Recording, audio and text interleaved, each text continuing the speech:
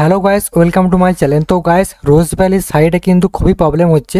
তো গাইস, তোমরা যদি এখানে একবার কন্টিনিউ ফর ডকুমেন্ট আপলোডে ক্লিক করার পর সেখান থেকে যদি সাবমিট না করে বেরিয়ে আসো, তারপরে যখন তোমরা অ্যাপ্লাই করতে যাচ্ছ তখনই কিন্তু এরকম ধরনের একটা প্রবলেম হচ্ছে।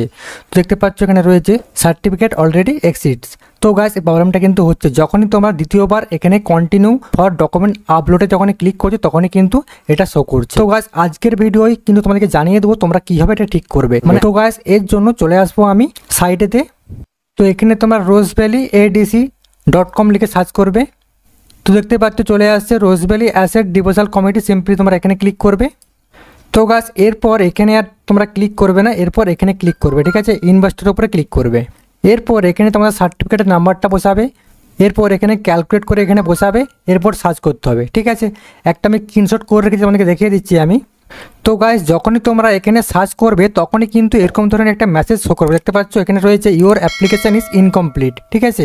দেখতে পাচ্ছ রিসাবমিট ইওর অ্যাপ্লিকেশান। এখান থেকে তোমাদের কিন্তু আবার রিসাবমিট করতে হবে। দেখতে পাচ্ছ click here to update and submit. এখানে ক্লিক করলে কিন্তু আবার তোমরা সে আগের পেজে চলে যাবে।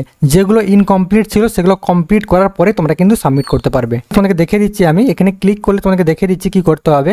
তো যখনই তোমরা ওখানে ক্লিক করবে তোমরা কিন্তু আবার হোম পেজে চলে আসবে, ঠিক আছে। তো যেগুলো তোমরা ইনকমপ্লিট থাকবে তোমাদের, সেগুলোই কিন্তু তোমাদেরকে ফিল আপ করতে হবে, ঠিক আছে। দেখতে পাচ্ছ এখানে কিন্তু ডকুমেন্টসগুলো আমার ফিল আপ করা নাই, মানে আপলোড করা নেই বলে এখানে কিন্তু শো করতে দেখতে পাচ্ছ। তো এগুলো কিন্তু প্রত্যেকটাই আপলোড করার পরে এখানে কিন্তু সাবমিট করলেই কিন্তু সাবমিট হয়ে যাবে। তারপরে তোমরা স্ট্যাটাস চেক করবে, দেখতে পাবে ওখানে স্ট্যাটাস কিন্তু দেখাবে।